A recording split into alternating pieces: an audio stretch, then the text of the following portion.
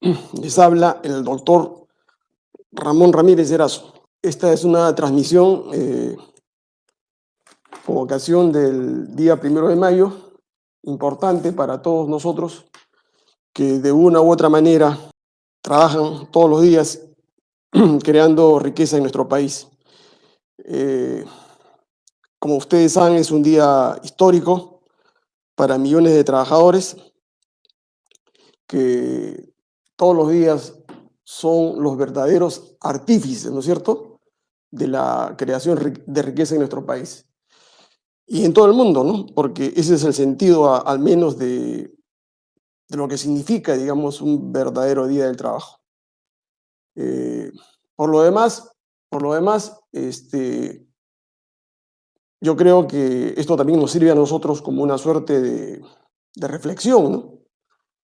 Millones de seres humanos que todos los días se levantan 4, 5, 6 de la mañana. En realidad no trabajan 8 horas o no trabajamos 8 horas diarias, ¿no es cierto? Este es un convencionalismo que se arrancó, digamos, en Chicago con los mártires, porque en esas épocas se trabajaban pues 16, 18 horas. Y llegó un momento en la cual los trabajadores dijeron que esto no era adecuado, esto no era una situación justa, y reclamaron, ¿no?, a la patronal, a los grupos económicos, que se redujera esa jornada. Y se llegó, ¿no?, luego de una serie de luchas, de contratiempos, de peleas, ¿no es cierto?, de paros, de protestas, como siempre ha sido la lucha sindical. Y se logró, digamos, que se legalice, ¿no?, esta situación. Ahora bien, el tema de hoy día es interesante, señores, porque estamos entrando, para mí, ¿no?, a la recta final, ¿no es cierto?, de lo que podría llamarse, ¿no es cierto?, un golpe de Estado anunciado por parte de los grupos de poder en nuestro país. Es un golpe anunciado que está en marcha y que evidentemente parece que Pedro Castillo no tiene la posibilidad, ¿no?, de dimensionar lo que está pasando en nuestro país. Y está dando, pues, golpes, manotazos de ahogado, ¿no es cierto?, para poder salvar esta situación. Y es que el problema que tiene Castillo, conforme ustedes lo pueden apreciar, ¿no es cierto?, es que no tiene el sentido de la política, ¿no? El sentido de la política que muchos de nosotros hemos de una u otra manera, digamos, estudiado y otros han desarrollado una praxis política en su vida diaria.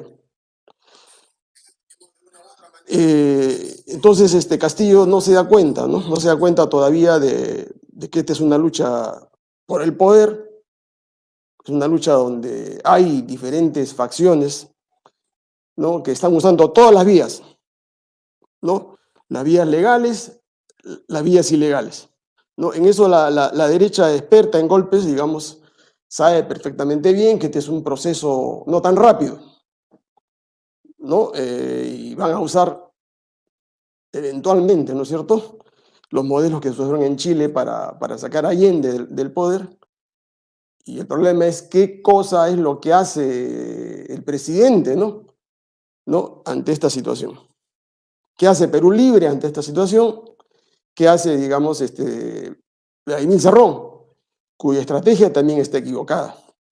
Porque si seguimos en esta situación, evidentemente la salida de Castillo, más tarde que nunca, o más tarde que temprano, se producirá, ¿no? Se producirá, y ustedes han visto, ¿no?, en este último proyecto de ley presentado, ¿no es cierto?, por un congresista de Perú Libre, Pasión Dávila creo que es su nombre, donde un grupo, ¿no es cierto?, un grupo de congresistas de Perú Libre, ¿no?, entre los cuales estaba el hermano de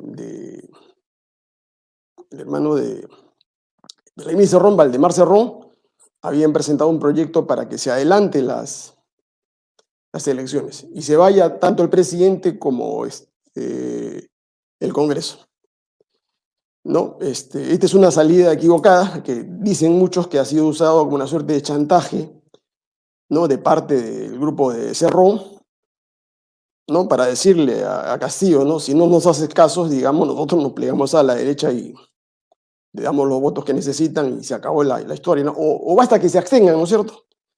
Y Castillo tendría que salir. O sea, este es un juego donde no hay lealtades, señores. Eso quiero decirles con toda precisión. Es un juego de intereses. Ahora, frente a esta situación, ¿qué cosa es lo que tenemos que hacer nosotros? Los ciudadanos, el pueblo en general, ¿no es cierto? Evidentemente tenemos que tener claridad en lo que estamos viviendo.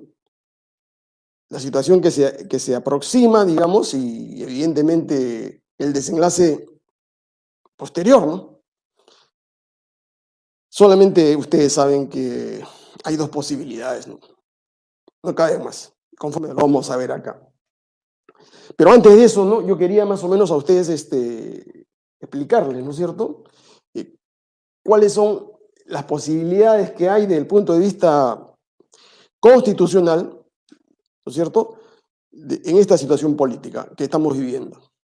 Porque el fenómeno político, la lucha política, tiene pues en cierta medida también un soporte, ¿no es cierto?, de tipo normativo, que está en la Constitución. O sea, los actores políticos van generando, ¿no es cierto?, sus interacciones usando leyes, usando normas jurídicas, usando la Constitución. O sea, la norma es un instrumento de la lucha política en este caso. Y tal como está planteada la lucha política, digamos, es evidente que Castillo tiene casi toda la de perder, ¿no? Conforme lo vamos a ver. Fíjense acá. Hay cuatro situaciones que estamos viviendo en estos momentos. Ya descartada la vacancia, porque la vacancia, el grupo de la derecha, el fujifascismo, no tiene los 87 votos necesarios para vacar a Pedro Castillo. Si no tienen los 87 votos, evidentemente que la vacancia no va a proceder. Ya han presentado dos vacancias y han llegado a los 64, 65 votos, en otro caso llegaron a los 54 votos. O sea, es una valla muy alta. Entonces, la vacancia ha quedado en suspenso, ¿no es cierto? No es el ariete principal, no es el instrumento principal, o sea, no es el misil principal que va a usar la derecha. Porque esta es una guerra política donde hay que usar estrategias, hay que usar tácticas. Entonces, ¿para qué insistir, digamos, por esa vía si no tienen los 87 votos? ¿No? Evidentemente ellos se han dado cuenta de esta situación, la derecha se ha desgastado y lo que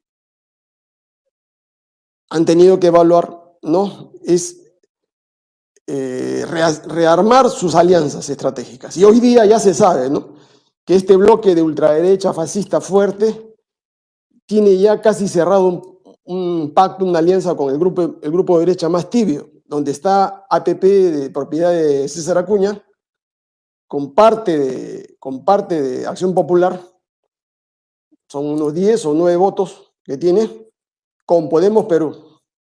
O sea, si ustedes suman, hay ahí cerca de 30 votos, a los 42 votos que tiene el bloque duro, el bloque fascista, fujifascista, ¿no?, de Fuerza Popular, de Renovación Popular y de Avanza País, más o menos están bordeando ya los 65, 66 votos.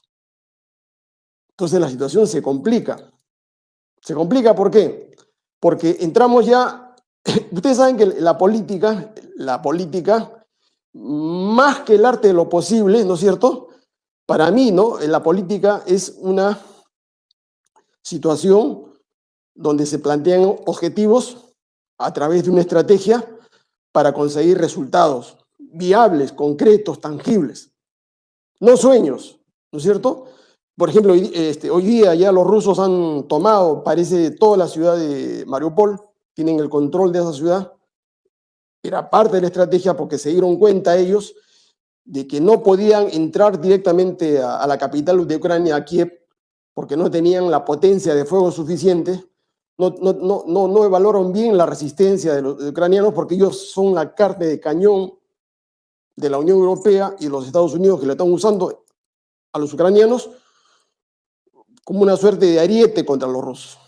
En realidad la guerra de Ucrania, podríamos verlo en la próxima semana, es una guerra de Estados Unidos y Unión Europea contra los rusos y la China atrás. Es una guerra que aparentemente es militar, pero que en el fondo, digamos, lo que se está disputando es la hegemonía económica mundial, o sea, la imposición de un nuevo orden económico mundial que sustituya al orden económico que se planteó, digamos, luego de la Segunda Guerra Mundial, ¿no? En los acuerdos de Bretton Woods, donde Estados Unidos pasó a ser la potencia hegemónica mundial hasta ahora, ¿no? En la cual está siendo desplazado por los chinos. Pero parece que la guerra de Ucrania, ¿no? por los datos económicos y políticos, ¿no es cierto?, va a consolidar a los chinos, digamos, en esa posición.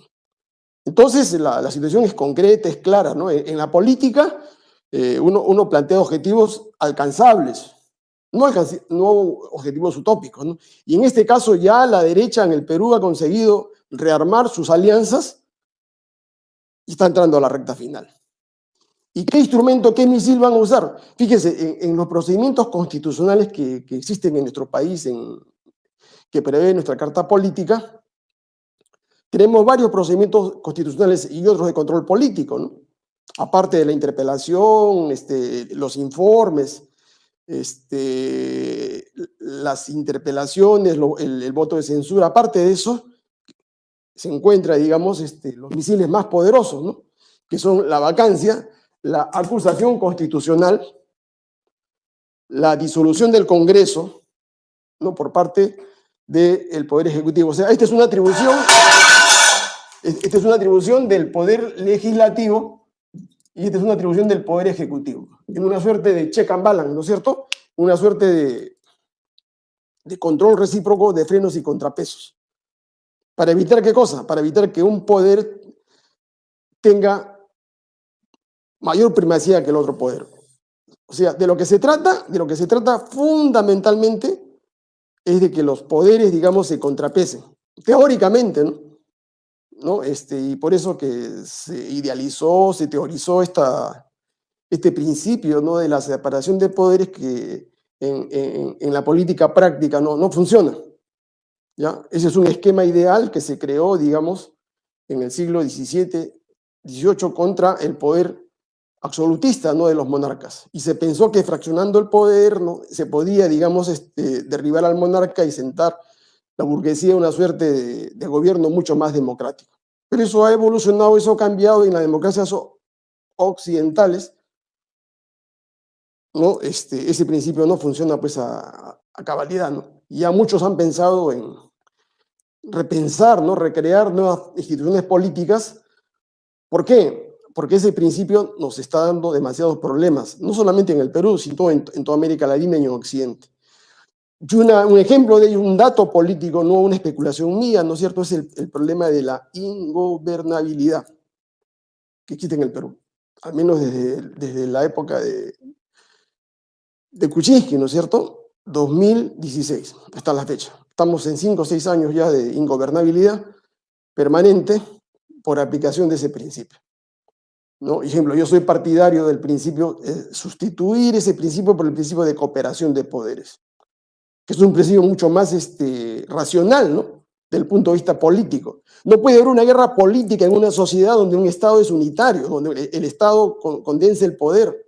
No puede haber una guerra política a muerte durante 5 años, digamos, entre 2 poderes públicos, por luchar por el poder, ¿no? Y la tesis mía, la teoría política que yo manejo es que el poder tiene, en una democracia real, auténtica, participativa, el poder, no como dice Cerrón, ¿no? Que tiene una concepción totalitaria, el poder tiene que compartirse racionalmente, ¿ya? Esa es una auténtica democracia.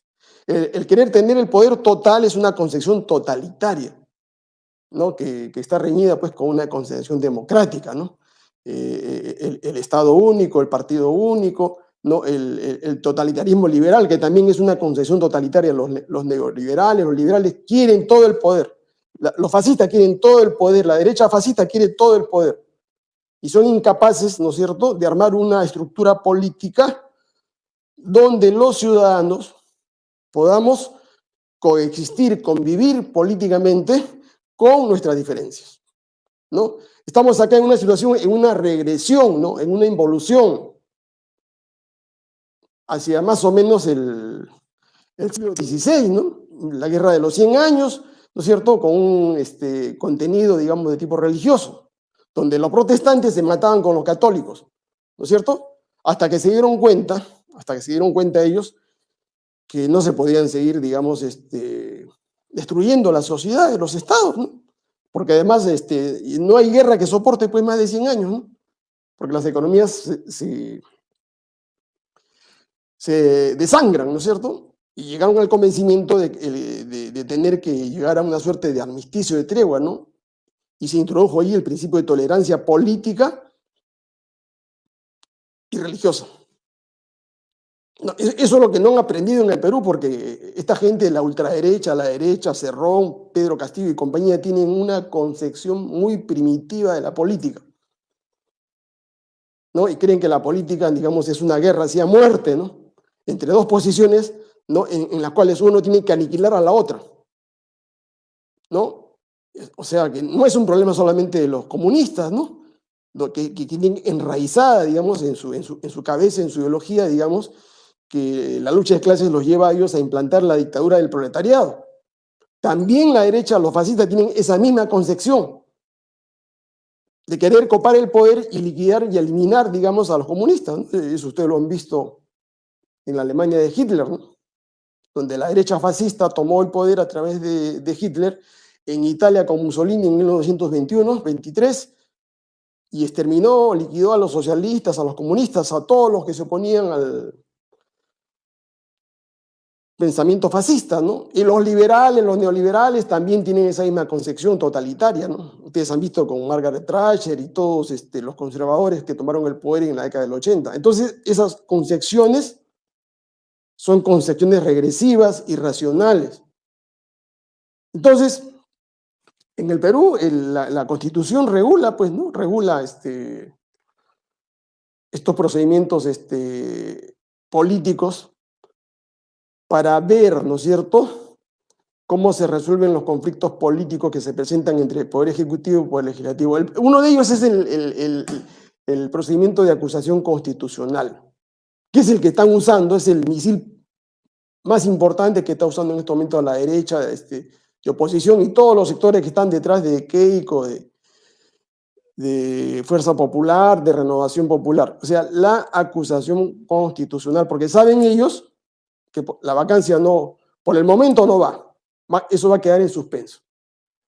Fíjense, entonces, estamos analizando acá, ¿no?, la situación política, la coyuntura política del Perú, 1 de mayo del 2022. ¿Cuál es la salida política que tiene, digamos, Castillo frente a ese problema? ¿Por qué? Porque él está ahí en un proceso de salida, ¿no es cierto? Es bien difícil, digamos, que él pueda, digamos, no, pero no imposible, ¿eh? Es difícil, pero no imposible. Depende de la estrategia y del equipo que monitoree, digamos, el gobierno en estos meses. ¿Por qué? Porque ya está liquidado Aníbal Torres y todo el gabinete está liquidado. Ya la derecha logró su objetivo, bombardeó, dinamitó, metió misiles y Aníbal Torres, ¿no es cierto?, no ha podido esquivar, no ha podido hacer frente a esa fusilería que se hizo contra él, ¿no? Por sus errores políticos, yo les expliqué que él no es político, ¿no es cierto? Y su personalidad, pues, es determinante, ¿no? Nosotros somos genio y figura hasta la sepultura, señores. Entonces, han cometido muchos errores, ¿no?, Aníbal Torres. Y todo, digamos, nos lleva, ¿no es cierto?, al desenlace final. ¿Cuál es el desenlace final? Si la acusación que se le está planteando por traición a la patria va a ser aprobada o no va a ser aprobada por el Parlamento. Segundo, ¿cuál va a ser el nuevo gabinete, ¿no es cierto?, el nuevo gabinete que va a designar Pedro Castillo. Tercero, ¿tiene la posibilidad Pedro Castillo de cerrar el Congreso? Cuarto, existe la posibilidad de que ese proyecto de ley de convocar a un referéndum para una asamblea constituyente es viable, es posible. Y finalmente, ¿no es cierto? Como colofón de esto, como todo eso lo que les he dicho no va a funcionar, la única salida racional, sensata, el único salvavidas que tiene, háganse cuenta que Castillo está en un barco que se está hundiendo y el único bote de salvataje, la única salvavidas que hay es la Constitución del año 79. Ahora, si no lo entiende, bueno, pues él mismo se está condenando, ¿no? Ese es el asunto, de fondo. Ya, entonces veamos. ¿Por qué la acusación constitucional? Por varias razones. Fíjense, es un procedimiento doble de juicio político o antejuicio político que está regulado en el artículo 99 y 100 de la Constitución del Estado. ¿Ya? Esto se aplica, ¿no es cierto?, al presidente, a los congresistas, a los ministros, a los altos funcionarios cuando cometen delito en ejercicio de sus funciones. Y en el caso del presidente, en los 5 delitos que prevé, ¿no es cierto?, la Constitución, ¿no? Cerrar el Congreso, no permitir elecciones parlamentarias, traición a la patria. Entonces Castillo cometió un grave error cuando anunció que se podía ceder a Bolivia, ¿no es cierto?, soberanía, digamos, con un mar en el sur del Perú, en Hilo. Entonces, de ese error político que cometió Castillo, la ultraderecha lo utilizó para presentar una acusación constitucional en el Congreso. ¿Cuál ha sido el resultado de esa acusación? Esa acusación tiene un trámite, ¿no es cierto? Ha ido a la subcomisión de acusaciones, se admitió, ha pasado a la comisión permanente, la admitió. Ahora la subcomisión ha nombrado a un congresista para que investigue y formule los cargos y luego tendrá que ir el señor Pedro Castillo a defenderse. ¿Ya? ¿Cómo se va a resolver eso? Sencillamente esto va a ir al Pleno, ¿ya? Va a ir al Pleno y con 54 votos,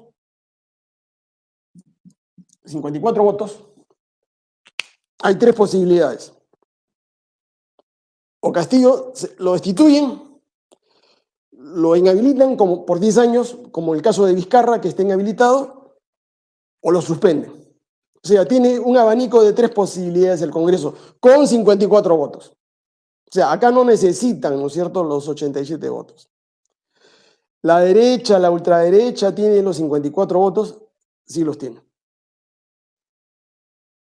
Entonces, ese es el peligro, ¿no es cierto?, inmediato que tiene Castillo. Parece que Castillo no ha dimensionado esta situación, ¿no? Que le va a costar, ¿eh? Si es que no reacciona, ¿no es cierto?, a tiempo. Esto de acá, él está en la línea de mira ahorita. O sea, lo tienen en la línea de mira solamente para disparar. ¿De qué depende? Depende de que esto, digamos, se apruebe en la subcomisión y lo remitan al Pleno y en el Pleno se va a resolver. ¿Puede parar esto Cerrón? ¿Puede parar esto Perú Libre, esta acusación? Es un poco difícil. Ellos solamente tienen 40 votos. Entonces, acá hay un problema bien grande, ¿no? Este es el problema inmediato. O sea, esto lo estarán viendo, calculo, a fines de mayo o en junio. O sea, en junio la suerte de Castillo más o menos ya va a estar definida. Si es que antes, ¿no es cierto? Porque hay otro factor, ¿no? Si es que antes, digamos, Bruno Pacheco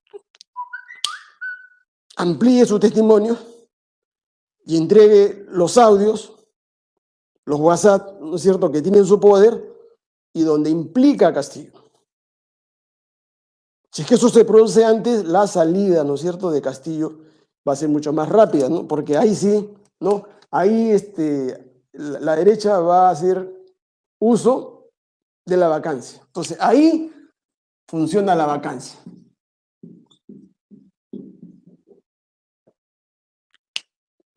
pero tiene que tener la prueba. ¿Quién es el que tiene que dar la prueba? Bruno Pacheco. O sea, Castillo, en buen romance, hoy está en manos de Bruno Pacheco.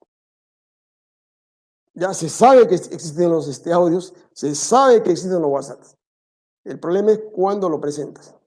Ya, entonces, esta es la situación de Castillo al 1 de mayo. ¿Qué cosa ha hecho Castillo hasta estos días? Castillo ha tenido una reacción bastante desubicada, ¿no? Porque él tenía una posibilidad, ¿no?, de disolver el Congreso de manera constitucional, ¿no? Desde el mismo 28 de julio pasado, él podía haberlo hecho. Porque la Constitución lo autorizaba, porque si se censuraba a 2 gabinetes, el Congreso incurría en esa causal y Castillo convocaba nuevas elecciones, un nuevo Congreso. Se durmió, pues. O no se durmió, hay un error. Los caviares los sabotearon, lo torpedearon y evitaron que Castillo actúe de esa manera, ¿no?, desde el 28 de julio. Porque el 28 de julio cayó un gabinete, en julio, en agosto, el primer gabinete, en septiembre el segundo gabinete, o sea, en octubre en octubre pasado ya tenía los 2 gabinetes y tenía las causales para disolver el Congreso. Pero a la derecha se les adelantó, pues. Se les adelantó, digamos, y lograron hacer ese proyecto de ley, ¿no?, para modificar, o sea, ponerle candado al voto de confianza. Por lo tanto, Castillo ya no puede hacer nada, o sea, no tiene posibilidades constitucionales de disolver el Congreso. No puede hacerlo. Si lo hace, estaría cometiendo un golpe de Estado.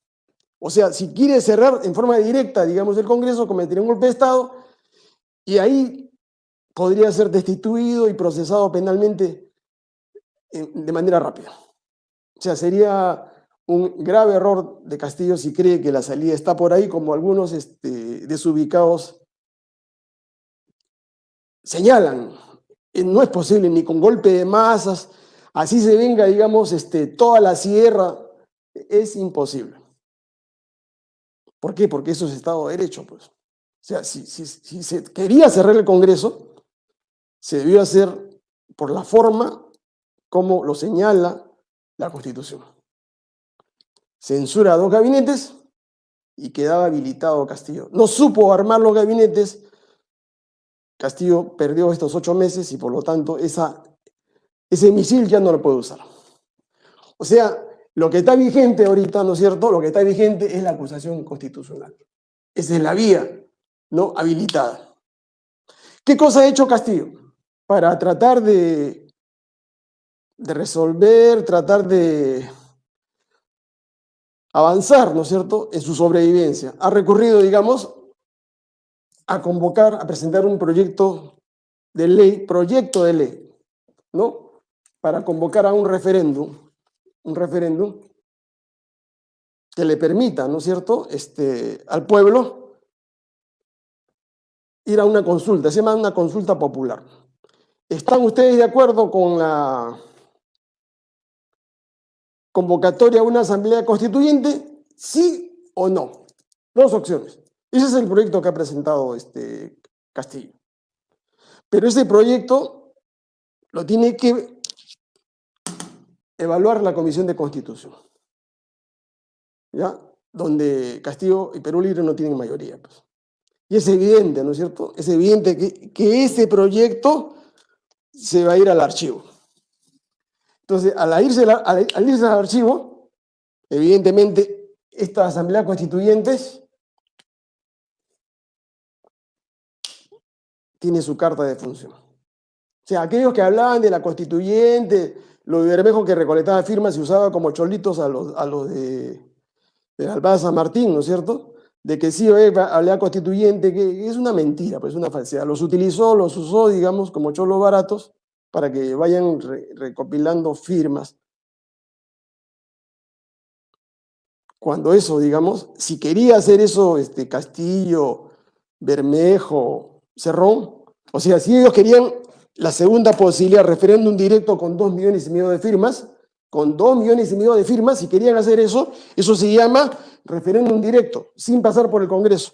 Eso es un golpe de Estado. Y Castillo se iba a la cárcel. ¿Ya? Entonces, como Castillo sabe que esto no se puede hacer ya, porque primeramente no tiene los 2,5 millones de firmas. Entonces ha optado, ¿no es cierto?, por presentar el proyecto de ley, pero ya se sabe en el Congreso, ¿no es cierto?, que eso lo van a archivar. Entonces Castillo en estos momentos está desarmado. O sea, no tiene ni un escudo protector, no tiene posibilidad alguna, digamos, de poder salvarse. ¿Frente a qué? Frente a los misiles que le mande, digamos, la oposición fujifascista. Lo que diga el resto de comentaristas, opinólogos, chismosas, es una elucubración, digamos, que no tiene sentido. Es engañar a ustedes, ¿no es cierto? Yo les estoy hablando desde el punto de vista de la ciencia política, ¿no es cierto? De la praxis política. Lo que ha sucedido en otros países, como Chile, como Bolivia, como Venezuela, cuya situación es distinta, digamos, a lo que está pasando en el Perú. Porque la situación del Perú es una situación atípica.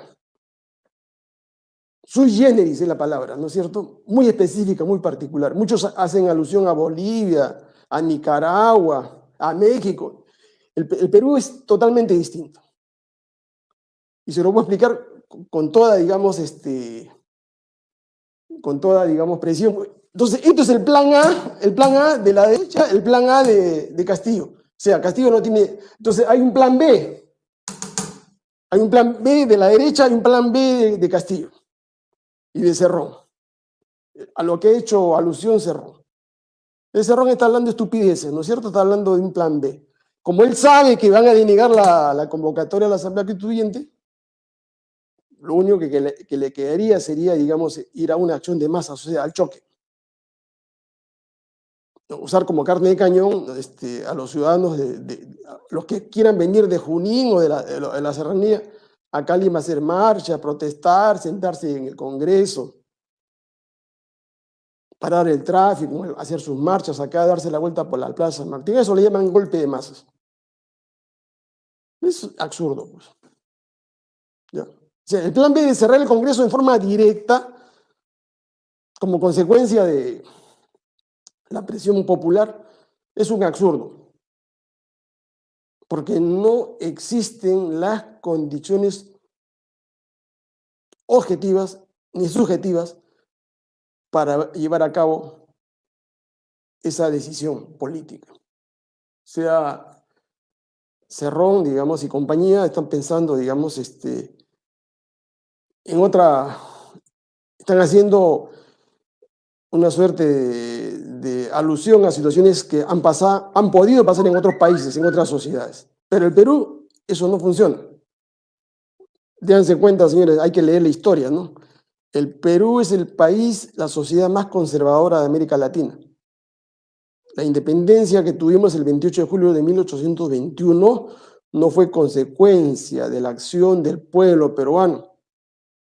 Tuvieron que venir acá los ejércitos del sur con San Martín, los ejércitos del norte con Bolívar, para forzar esa independencia. Porque a ellos no les convenía tener acá en el Perú, en Lima, un enclave español.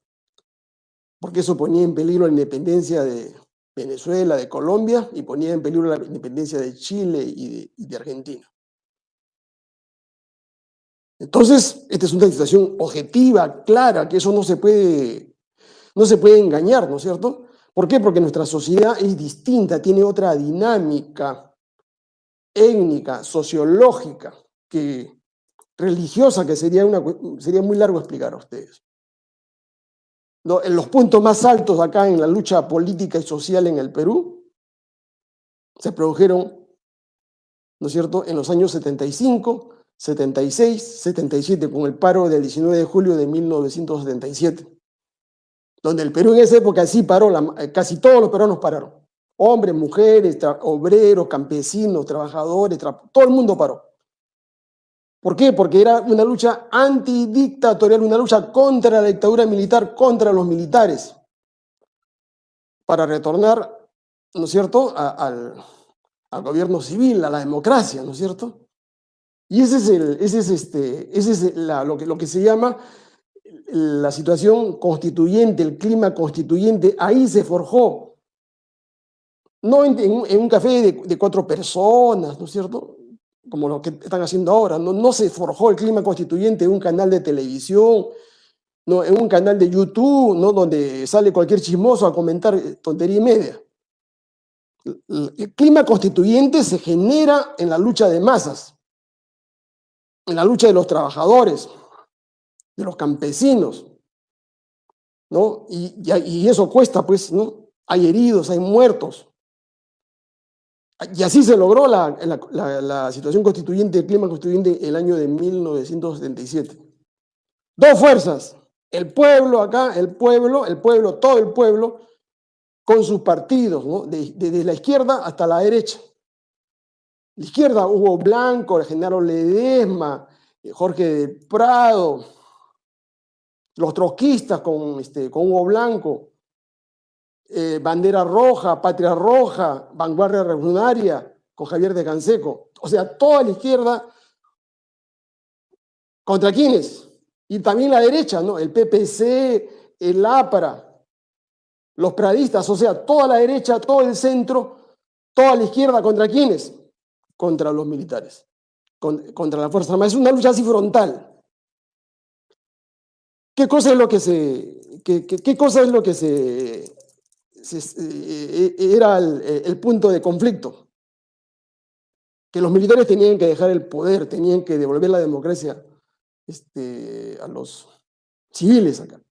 No es el problema del antejuicio, no es el problema de la acusación, de la vacancia, de los videos de Carelín, de los audios de Braulio. Eso no es una situación constituyente, eso es corrupción, ¿no? Entonces, el 77 se dan las condiciones y es una lucha política, ¿no? Y social. Y los militares tenían que tomar una decisión, ¿no es cierto? Reprimir, matar a los trabajadores, al pueblo, o devolver el poder. Y se llegó, pues, ¿no es cierto?, a una salida política, ¿no? La salida política es que los militares capitularon,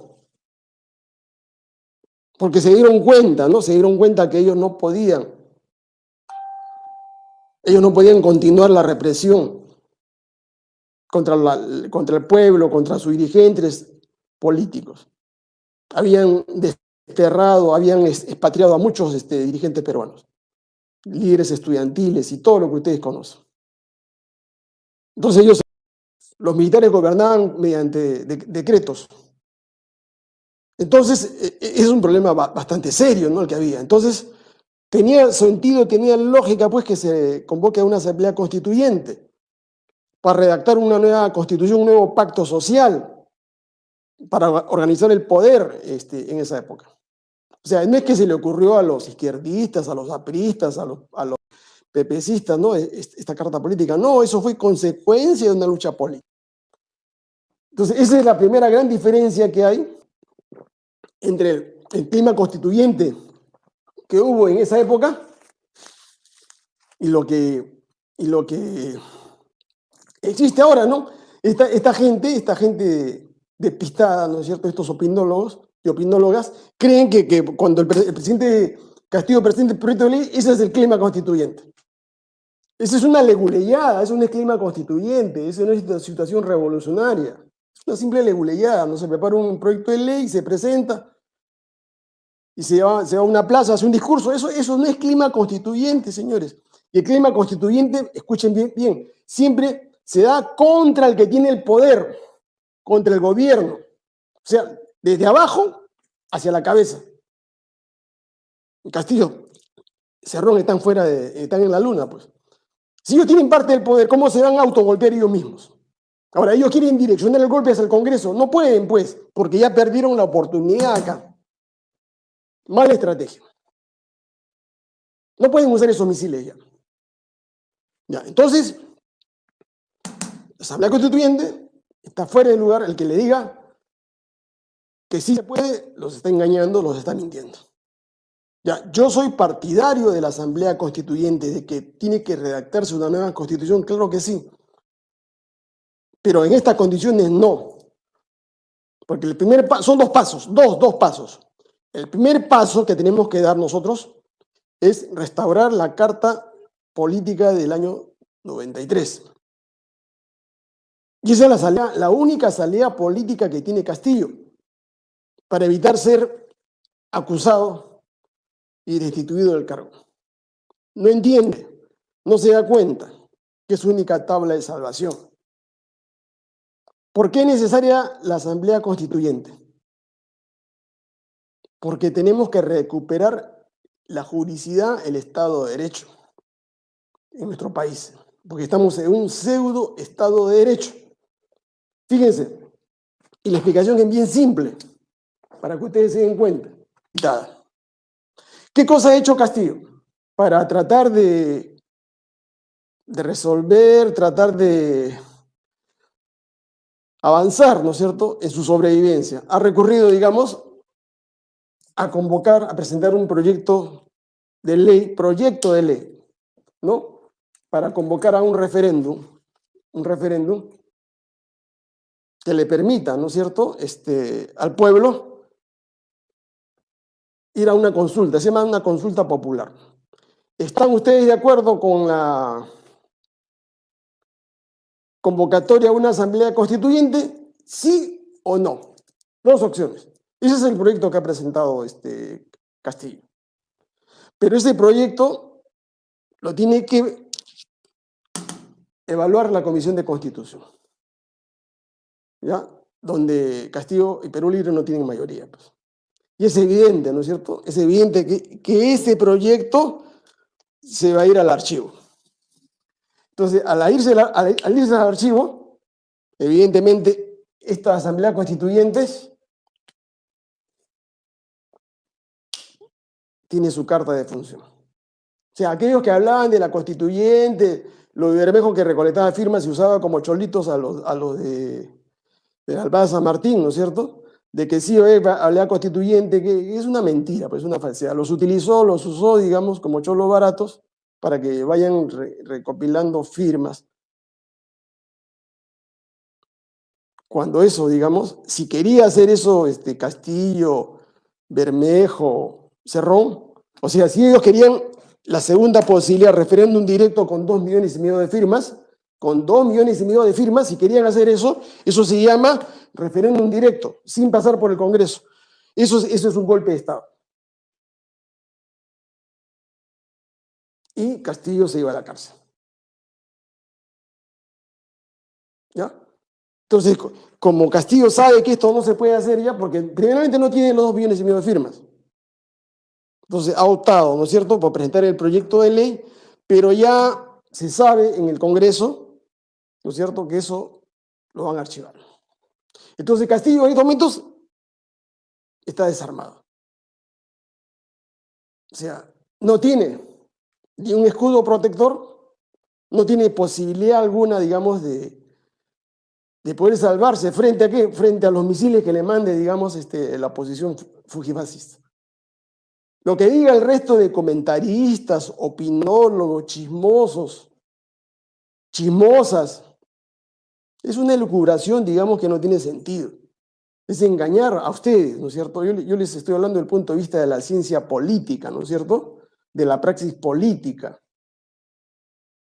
Lo que ha sucedido en otros países, como Chile, como Bolivia, como Venezuela, cuya situación es distinta, digamos, a lo que está pasando en el Perú.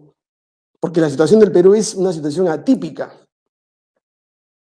Sui generis es la palabra, ¿no es cierto? Muy específica, muy particular. Muchos hacen alusión a Bolivia, a Nicaragua, a México. El Perú es totalmente distinto. Y se lo voy a explicar con toda, digamos,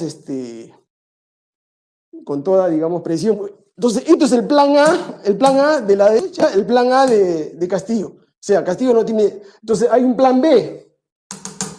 Hay un plan B de la derecha, hay un plan B de Castillo y de Cerrón, a lo que ha hecho alusión Cerrón. Ese Ron está hablando de estupideces, ¿no es cierto? Está hablando de un plan B. Como él sabe que van a denegar la convocatoria a la Asamblea Constituyente, lo único que le quedaría sería, digamos, ir a una acción de masa, o sea, al choque. Usar como carne de cañón a los ciudadanos, a los que quieran venir de Junín o de la serranía, acá a Lima, hacer marcha, protestar, sentarse en el Congreso, parar el tráfico, hacer sus marchas acá, darse la vuelta por la Plaza San Martín. Eso le llaman golpe de masas. Es absurdo, pues. ¿Ya? O sea, el plan B de cerrar el Congreso en forma directa, como consecuencia de la presión popular, es un absurdo, porque no existen las condiciones objetivas ni subjetivas para llevar a cabo esa decisión política. O sea, Cerrón, digamos, y compañía están pensando, digamos, en otra, están haciendo una suerte de alusión a situaciones que han podido pasar en otros países, en otras sociedades. Pero el Perú, eso no funciona. Déjense cuenta, señores, hay que leer la historia, ¿no? El Perú es el país, la sociedad más conservadora de América Latina. La independencia que tuvimos el 28 de julio de 1821 no fue consecuencia de la acción del pueblo peruano. Tuvieron que venir acá los ejércitos del sur con San Martín, los ejércitos del norte con Bolívar, para forzar esa independencia. Porque a ellos no les convenía tener acá en el Perú, en Lima, un enclave español. Porque eso ponía en peligro la independencia de Venezuela, de Colombia, y ponía en peligro la independencia de Chile y de Argentina. Entonces, esta es una situación objetiva, clara, que eso no se puede engañar, ¿no es cierto? ¿Por qué? Porque nuestra sociedad es distinta, tiene otra dinámica étnica, sociológica, religiosa, que sería muy largo explicar a ustedes. En los puntos más altos acá en la lucha política y social en el Perú se produjeron, ¿no es cierto?, en los años 75, 76, 77, con el paro del 19 de julio de 1977, donde el Perú en esa época sí paró, casi todos los peruanos pararon. Hombres, mujeres, obreros, campesinos, trabajadores, todo el mundo paró. ¿Por qué? Porque era una lucha antidictatorial, una lucha contra la dictadura militar, contra los militares, para retornar, ¿no es cierto?, al gobierno civil, a la democracia, ¿no es cierto? Y ese es lo que se llama la situación constituyente, el clima constituyente. Ahí se forjó, no en un café de 4 personas, ¿no es cierto?, como lo que están haciendo ahora. No se forjó el clima constituyente en un canal de televisión, no, en un canal de YouTube, ¿no?, donde sale cualquier chismoso a comentar tontería y media. El clima constituyente se genera en la lucha de masas, en la lucha de los trabajadores, de los campesinos, ¿no? Y eso cuesta, pues, ¿no? Hay heridos, hay muertos. Y así se logró la situación constituyente, el clima constituyente, el año de 1977. Dos fuerzas, el pueblo acá, todo el pueblo, con sus partidos, ¿no?, desde la izquierda hasta la derecha.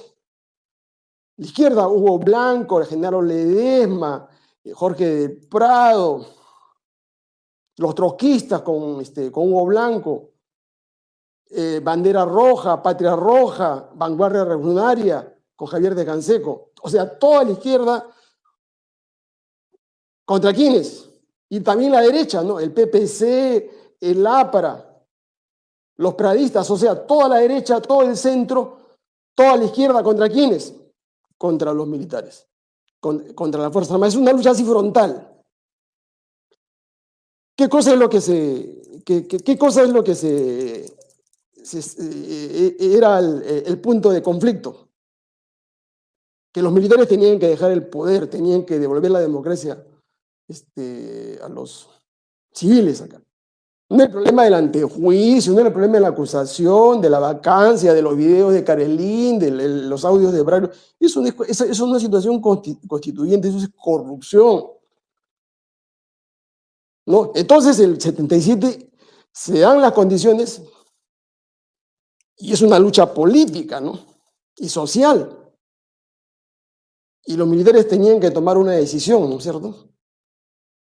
Reprimir, matar a los trabajadores, al pueblo, o devolver el poder. Y se llegó, pues, ¿no es cierto?, a una salida política, ¿no? La salida política es que los militares capitularon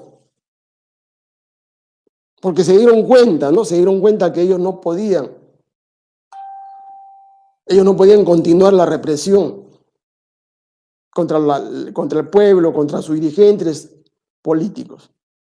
Habían desterrado, habían expatriado a muchos dirigentes peruanos, líderes estudiantiles y todo lo que ustedes conocen. Entonces los militares gobernaban mediante decretos. Entonces es un problema bastante serio, ¿no?, el que había. Entonces tenía sentido, tenía lógica, pues, que se convoque a una asamblea constituyente para redactar una nueva constitución, un nuevo pacto social, para organizar el poder en esa época. O sea, no es que se le ocurrió a los izquierdistas, a los apristas, a los pepecistas, ¿no?, esta carta política. No, eso fue consecuencia de una lucha política. Entonces, esa es la primera gran diferencia que hay entre el clima constituyente que hubo en esa época y lo que existe ahora, ¿no? Esta gente despistada, ¿no es cierto? Estos opinólogos y opinólogas creen que cuando el presidente Castillo presenta el proyecto de ley, ese es el clima constituyente. Esa es una leguleyada, eso no es clima constituyente, eso no es una situación revolucionaria. Es una simple leguleyada, ¿no? Se prepara un proyecto de ley, se presenta y se va a una plaza, hace un discurso. Eso no es clima constituyente, señores. Y el clima constituyente, escuchen bien, siempre se da contra el que tiene el poder, contra el gobierno. O sea, desde abajo hacia la cabeza. Castillo, Cerrón están están en la luna, pues. Si ellos tienen parte del poder, ¿cómo se van a autogolpear ellos mismos? Ahora, ellos quieren direccionar el golpe hacia el Congreso. No pueden, pues, porque ya perdieron la oportunidad acá. Mala estrategia. No pueden usar esos misiles ya. Ya, entonces, la Asamblea Constituyente está fuera de lugar. El que le diga que sí se puede, los está engañando, los está mintiendo. Ya, yo soy partidario de la Asamblea Constituyente, de que tiene que redactarse una nueva constitución, claro que sí. Pero en estas condiciones no. Porque el primer paso, son dos pasos. El primer paso que tenemos que dar nosotros es restaurar la Carta Política del año 93. Y esa es la única salida política que tiene Castillo para evitar ser acusado y destituido del cargo. No entiende, no se da cuenta que es su única tabla de salvación. ¿Por qué es necesaria la Asamblea Constituyente? Porque tenemos que recuperar la juridicidad, el Estado de Derecho en nuestro país, porque estamos en un pseudo Estado de Derecho. Fíjense, y la explicación es bien simple, para que ustedes se den cuenta. Y esto es irrebatible, señores, ¿eh? Esto es irrebatible. La historia, 1980. Se promulga la Constitución de 1979. Belaúnde, Fernando Belaúnde, Acción Popular. 1990, es elegido presidente Fujimori, según esta Constitución del 79. O sea, Fujimori es elegido con la Constitución del año 79. Hasta ahí, todo correcto. Pero ¿qué es lo que pasa? Los grupos de poder económico, y eso lo ha confesado el día de hoy Hernando de Soto, se pusieron de acuerdo, o sea, un grupito de 10 grandes empresarios para dejar sin efecto esta Constitución, para pretender dejar sin efecto esta Constitución, y dieron un golpe el 5 de abril de 1992. Y acá está, acá tengo el decreto legislativo. Fíjese, esto es importante que ustedes lo entiendan. Porque esto es terrible, señores, ¿eh? Con estos dos documentos ustedes van a entender claramente la situación. El gobierno, el 5 de abril del 1992, rompe todo el Estado de Derecho, destruye la juridicidad en el Perú y Fujimori se convierte en un dictador y dicta el decreto de ley 25418 y crea lo que se llama Gobierno de Reconstrucción Nacional.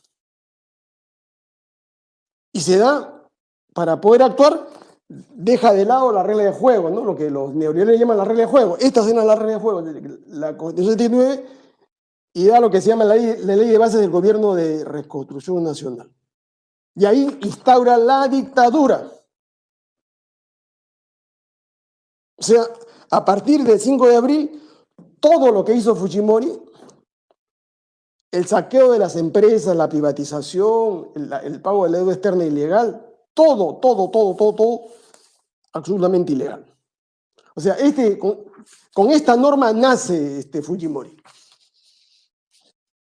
Es la ley de la selva, es la jungla, ¿no es cierto? Y luego, ¿no es cierto?, cuando la gente sale a protestar, desde el 5 de abril, sale a protestar para que se regrese, digamos, a la Constitución 79, los conspiradores, ¿no?, buscan una salida. La salida era acá retornar a esta Constitución. No, dijeron, porque si ellos retornan, están reconociendo expresamente el delito de rebelión. Entonces, ¿qué cosa dijeron? Ah, no, hay que idear, ¿no es cierto?, una nueva carta política. Entonces, acá, esta es la norma, ¿no es cierto? Este decreto ley 25.557, el día 17 de junio del año 92, o sea, abril, mayo, junio, o sea, a los 28 días, los abogados de Fujimori y Montesinos, ¿no?, da este decreto de ley, dice, en que Fujimori, ¿no es cierto?, por sí y ante sí, Fujimori, sin pedirle permiso al Congreso, sin tener las leyes de aprobación, no, Fujimori solo dice, artículo 1, convóquese a elecciones para representantes del Congreso Constituyente Democrático, para el día 22 de noviembre del año 92. O sea, él, Fujimori, decide, ¿no es cierto?, como poder constituyente, como todo un autócrata, como un dictador, él convoca. ¿Quién lo autorizó? La pregunta, ¿cuál es la base legal de este decreto ley de convocatoria? Acá ustedes pueden ver, no hay ninguna norma, ¿no es cierto?, en la que él se haya amparado para convocar a ese CCD, porque toda norma dice, ¿no?, que conforme lo señala el artículo tal de la Constitución, es facultad del presidente convocar. Él no dice nada de eso, él dice directamente, convóquese, dice. Por lo tanto, esa convocatoria y la elección de ese Congreso Constituyente Democrático es totalmente fraudulento. Este es un hecho peor, ¿no es cierto?, al que ha pretendido, digamos, hacer Castillo y Cerrón. Porque Cerrón están aludiendo al referéndum directo. Primero quieren consultar al pueblo con 2,5 millones de firmas si es que procede o no procede la Asamblea Constituyente. Acá no. Acá Fujimori de frente, sin consultar con nadie, él decide en 3 líneas que se convoca al Congreso Constituyente. Y lo más grave, ¿no es cierto?, del 5 de abril, esto es el 17 de junio, el día 30 de octubre del año 92 o 93, perdón, él convoca, digamos, a un referéndum ratificatorio. ¿Qué dicen en esa convocatoria del referéndum ratificatorio? Acá lo tengo. Dice, ¿no es cierto?, convoque ese referéndum ratificatorio para que apruebe o desapruebe la Constitución, el proyecto de Constitución formulado por el CCD. ¿En qué norma se sustenta? ¿En qué norma se ampara? En ninguna norma, es la sola voluntad del dictador, ¿no? Entonces, el 30 de octubre del 93, supuestamente se convoca un referéndum, y en ese referéndum, hasta las 7 de la tarde, o 7 de la noche, el no estaba ganando por 51 a 49. Al día siguiente, Fujimori y Montesinos cambian el resultado y colocan, ¿no es cierto?, de que el sí ha ganado por 52.5 a 47.5. Es un referéndum muy fraudulento, ¿no? Pero lo importante es que ustedes vean que desde el 5 de abril, ¿no es cierto?, hasta el 30 de octubre del 93, Fujimori gobernó como un dictador, convocó, digamos, a referéndum, a elecciones, sin tener ninguna base normativa, sin ninguna base legal. Es su sola voluntad. Por tanto, todo esto es nulo, pues. ¿Ya? Entonces, esto se llama nulidad absoluta, nulidad ex iure. Y de acá, del 93, continúa el periodo, ¿no es cierto? Hasta ahora, hasta el año 2022, donde se remataron las empresas, se ejecutó esa constitución fujimontesinista en todo este periodo. Entonces, ¿por qué yo estoy en desacuerdo con Castillo, con Cerrón? Ya, este periodo acá, este periodo no es no válido. No tiene valor jurídico. Es nulo ex iure. Pero Castillo y Cerrón le quieren dar validez. Esa es la discrepancia. Para mí esto es lo más importante, no es la nueva constitución. Yo acá tengo y hemos hecho con el grupo de juristas de San Marcos, de la Católica y otras universidades, una constitución que tiene 378 artículos, que está acá. Y les voy a leer parte de la reforma constitucional que nosotros hemos hecho. O sea, hacer una constitución, señores, hacer una constitución no es trabajo del otro mundo. Esto cuesta 2.000 millones de soles, ¿qué es lo que quieren pagar?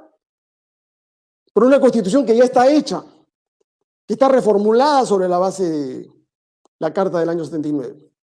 Por esto quieren pagar 2.000 millones de soles. La pregunta, la irracionalidad, la bestialidad de esta gente. Si no hay nada bajo el sol, señores. Los que conocen el derecho, los que conocen la ciencia política, saben, ¿no es cierto?, que las constituciones son un trabajo de concordancia, ¿no es cierto?, de estudio de normas de derecho internacional, constitucional, de teorías internacionales, constitucionales, y que se van asentando en cada sociedad, en cada país. Y la fuente de nuestra Constitución está clarísimamente delimitada. Es la Constitución italiana del 50, la ley alemana del 49, la ley española del año de 1976, la francesa del 58. Todo eso se sabe. El Pacto Internacional de Derechos Civiles y Políticos, la Convención Americana de Derechos Civiles y Políticos. Entonces, esto de acá se complementa con esto de acá. Este es el Plan Segunda República, el plan económico, porque el problema no solamente es la Constitución, esto no se come. Con esto tú no vas a generar empleo. Con esto tú no vas a dar de comer, digamos, a los ciudadanos. Con esto de acá, con el Plan Económico Segunda República. Es un plan quinquenal para generar trabajo, para generar empleo, reactivar la economía, el agro, combatir la corrupción, dar seguridad ciudadana, dar salud a los peruanos, convertirnos en potencia exportadora, recuperar recursos naturales. Esto es economía, esto es derecho. Pero esto no funciona sin esto, pues, porque acá ¿qué cosa hay? Acá está el modelo económico. Esto no funciona si no tienes un modelo económico adecuado a esto. ¿Y dónde está el modelo económico del desarrollo? De economía plural. Ese modelo económico está en la Carta del 79. ¿Ya? Ningún programa de Perú Libre, de ningún grupo de izquierda, funciona con esa carta del año 93. Es imposible, es un absurdo, es una mentira, es un engaño, es una farsa, es un fraude. Esta carta de Fujimori imposibilita que el Perú se pueda desarrollar, que haya empleo. Eso es lo que no entienden esta gente. Esta gente quiere hacer programas de desarrollo económico con esta carta. No se puede. Manancancho, no se puede. Entonces hay que restaurar esta de acá. Con esta sí se puede, esta es la del 79, y con esta se puede hacer, porque esta es una constitución pluralista, donde el Estado tiene función regulatoria, puede desarrollar actividad empresarial, prohíbe los monopolios, los oligopolios, tiene más de 70 derechos económicos y sociales que fueron recortados por esta carta. Esto tiene gobernabilidad. Acá no, acá toda la vida vamos a estar en interpelaciones, en censuras, en voto de confianza, en acusaciones. Eso no le conviene al Perú. Esto tiene gobernabilidad.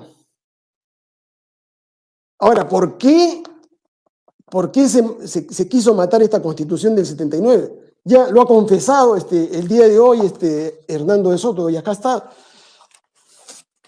desde el dato, ¿no es cierto? Acá está la edición del día de hoy, el diario Expreso, dice acá. Dice, la Constitución del 93 se concibió y se consolidó por un grupo de personas en el Perú y en Estados Unidos. Fíjense lo que dice. O sea, esa Constitución no se ideó, no se inspiró en nuestros problemas nacionales.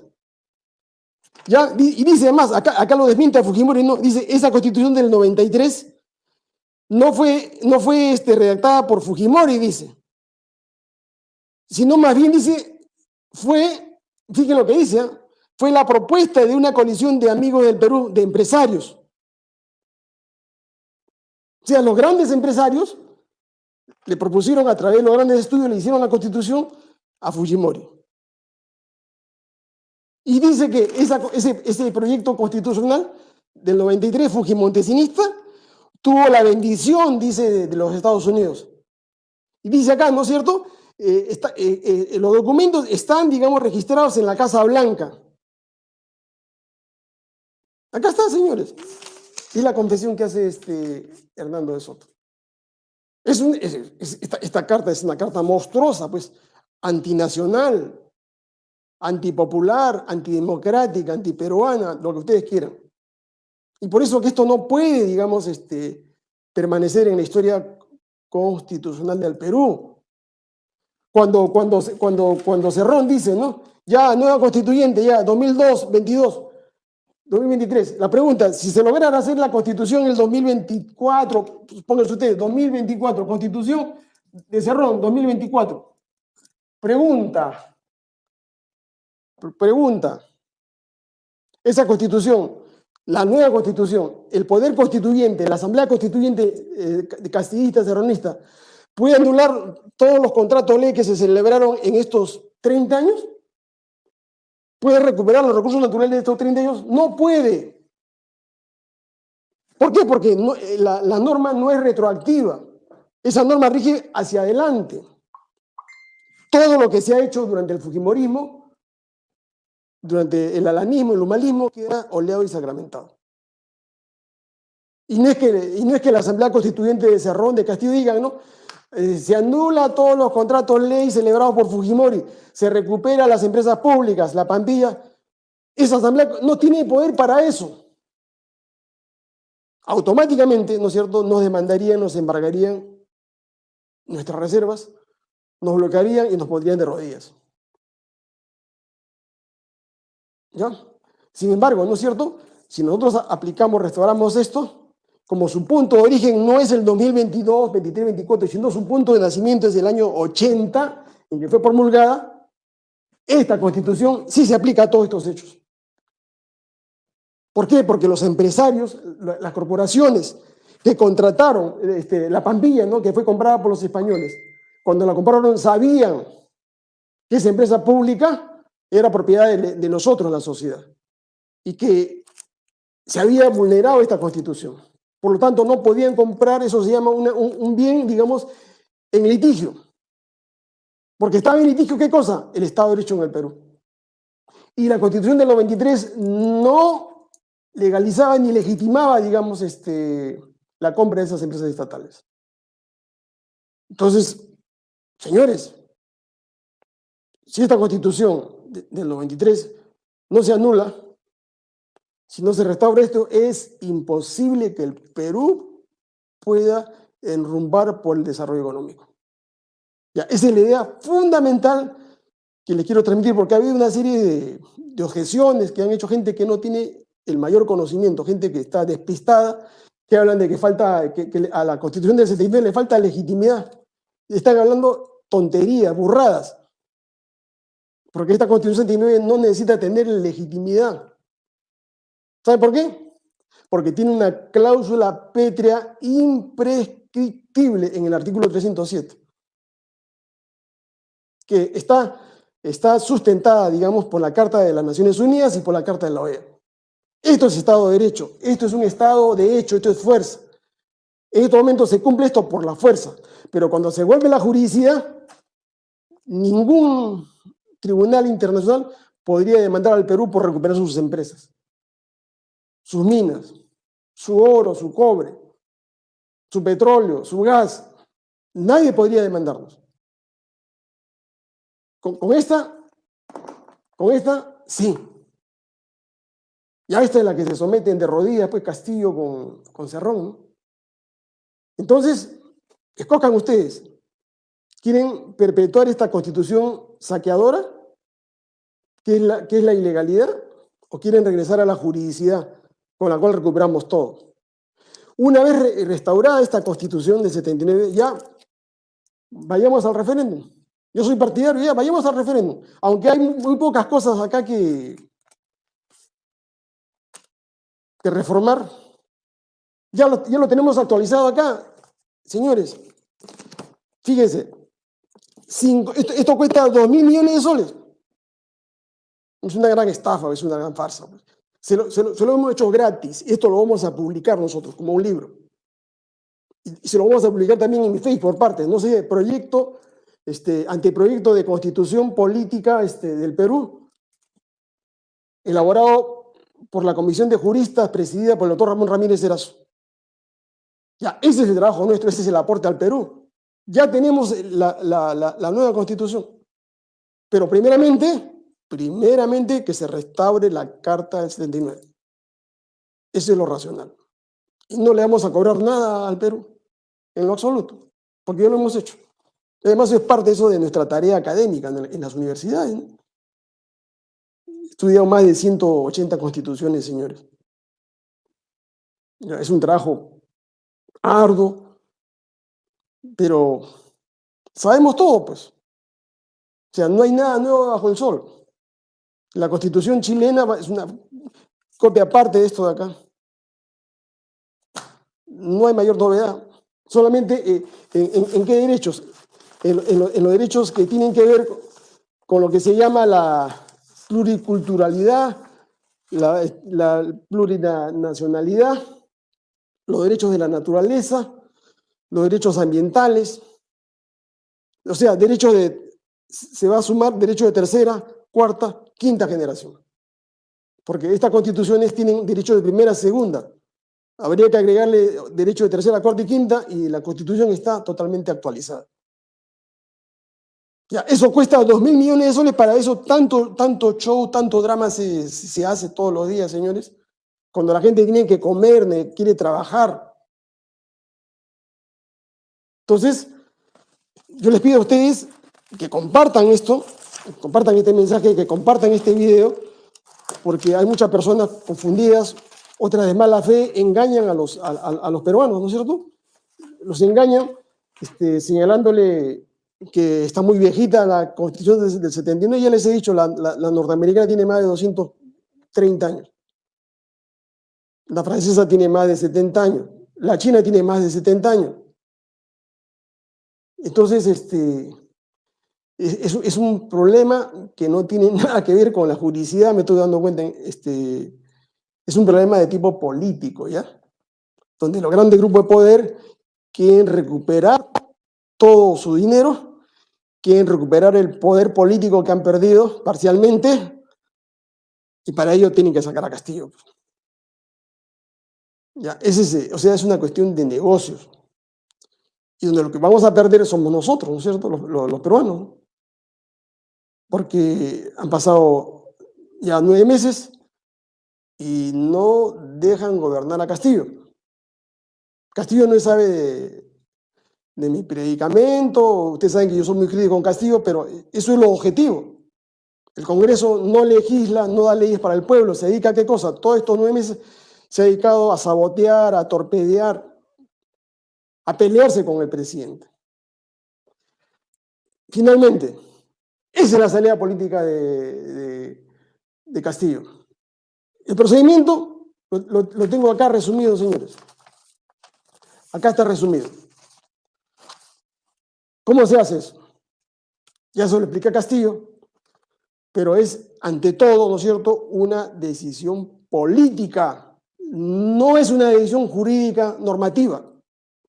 Es una decisión política y para eso el líder, el estadista, ¿no es cierto?, el que tome en cuenta, ¿no es cierto?, el bienestar de sus compatriotas, aún a costa de nuestra libertad, de nuestro patrimonio, tenemos que tomar decisiones. Cuando uno se mete a la política, a manejar un Estado, a dirigir un Estado, a liderar un Estado, nuestros intereses personales quedan en un segundo lugar. Si no, no te metas a la política. ¿Ya? No es una decisión del otro mundo, es una cuestión de convicción, de convencimiento de que lo que yo voy a hacer es para el bien de los 33 millones de peruanos. Yo lo haría, yo no dudaría, como lo puede hacer cualquiera de ustedes, si son patriotas, porque esa es la única solución, la única salida para nuestro país. Si no, vamos a seguir peleando, confrontando durante 50 años más. Y sus hijos, y sus nietos, y sus familias, no siguen en una vida, digamos, estancada, miserable, por culpa de esta gente. Finalmente hay una opción final, ¿no? El plan B. El plan B de la derecha, ¿no es cierto?, es sembrar el caos, la ingobernabilidad. Van a promover los paros, las huelgas, las marchas. Van a usar a esos militares retiro, que son fascistas, son grupos de choque, grupos armados. Van a hacer sabotaje. Van a pagar, digamos, a paramilitares. Van a usar los medios de comunicación, todos los medios que tengan en su poder, los periódicos, la radio, la televisión. Van a pagar opinólogos, porque ellos van a querer confrontar al pueblo contra Castillo y Perú Libre. Y esa tendencia es probable que ocurra, porque como no hay acciones de gobierno positivas de parte de Castillo, el pueblo no racionaliza rápidamente las cosas. El pueblo lo que hace es decidir en función de su estómago y de su bolsillo. Siempre ha sido así. Entonces la derecha, los fascistas saben que por ese lado está la dirección del golpe. Y ante eso, ¿qué cosa va a hacer Castillo? Su única salida, digamos, es mandar a la policía, al ejército, ¿no?, a reprimir eso, ¿no? Y ahí se viene, pues, el conflicto, ¿no es cierto? Y la gente se va a ir contra Castillo. ¿Cuál es el plan B de Cerrón? Es una fanfarronería, le digo. No tiene plan B. Lo que él cree que es el plan B es cerrar el Congreso. Pero ¿cómo lo cierra? Si no tiene los instrumentos. Y además, en la mayoría de los congresistas de Perú Libre no quieren cerrar el Congreso. ¿Por qué? Porque van a perder sus 30.000 soles mensuales, pues. Es el amor al cheque. ¿Ya? Entonces van a resistir hasta el último momento la posibilidad de que el Congreso se cierre. Salida final. Adelanto elecciones. Que se vayan todos. Sí, es probable eso. Es probable eso. Es una salida que se puede dar ya. Como la derecha no puede, Castillo tampoco puede, Perú Libre no puede, bueno, que se vayan todos. Adelanto elecciones. Esa es una posibilidad. ¿Ya? Pero, ¿quién gana ahí? La que gana es Keiko Fujimori. ¿Ya? Porque se le estarían dando una tabla de salvación frente a la acusación que tiene de 25 años, ¿no? ¿Conviene al Perú? Es fundamental, digamos. ¿Es inmediato? No, eso habría que evaluarlo. Habría que evaluarlo en función de cómo se mueve la coyuntura este mes. ¿Y cómo arma, cómo rearma su gabinete Castillo? ¿Ya? Necesita un gabinete, señores, inteligente, un gabinete político, un gabinete que gobierne el Perú. Esa es la salida. De gente honesta, ministros honestos, no que tengan un prontuario, ¿ya? De gente que quiera trabajar por su país. Si logra conformarse ese gabinete, se podría dar un poco más de vida a Castillo. Pero si persiste con los mismos prontuariados, impresentables, cuadros políticos que le envíe Cerrón y compañía, esto es inviable. Porque la derecha, los medios de prensa, Willax, el canal de la China, no van a parar, ¿no es cierto?, de denunciar, acosar a todos los que quieran, digamos, formar parte de ese gobierno. Porque la guerra está declarada, la guerra va a ser a muerte, ¿no es cierto? Y acá solamente hay una posibilidad, o es derrotado Castillo, ¿no? O la derecha es neutralizada. Ahora, ¿cómo se neutraliza a la derecha, a los grupos de poder económico? Hay forma de hacerlo, sí. Esa es la gran estrategia, que no se la voy a decir a Castillo ni a Cerrón, ¿no? Que piensen ellos. Porque nosotros sí tenemos convicción, ¿no es cierto?, de cómo en el movimiento de Poder Ciudadano sabemos cómo asumir una posición de gobierno en un país, cómo salir de este problema. Para nosotros, les he dicho, está claramente claro, ¿no? Plan de gobierno, Segunda República, proyecto de nueva constitución. Con estos dos instrumentos y un equipo de gente, ¿no es cierto? Ustedes, ¿no es cierto? Un equipo de gente honesta, capacitada, preparada. Acá no se trata de autodidactas, señores, eso sí le digo con toda claridad. Los autodidactas tienen sus límites. Uno no puede hacer una planta nuclear, una planta petrolera con autodidactas. Ni yo lo podría hacer. Son físicos, son químicos, son ingenieros, no que ha estudiado, ¿no? Y eso es lo que necesita el Perú, necesita científicos, necesita técnicos de nivel. ¿Para qué? Para enrumbar al país hacia el desarrollo. Sin ciencia, sin tecnología, es imposible hacerlo. Con tirapiedras, ¿no es cierto?, con vagos, con gente que no tiene preparación, por eso todos tenemos que prepararnos, señores, si queremos hacer un bien al país. Entonces, de esa manera, el Perú puede salir adelante. Y en el Poder Ciudadano, en el movimiento de Poder Ciudadano, estamos preparándonos para eso, ¿no? Y parte de esa tarea es esto, que ustedes tomen conciencia de que un grupo de peruanos como ustedes se puede nuclear, plantear una nueva opción, asumir posiciones de gobierno y sacar al país del atolladero en que nos encontramos.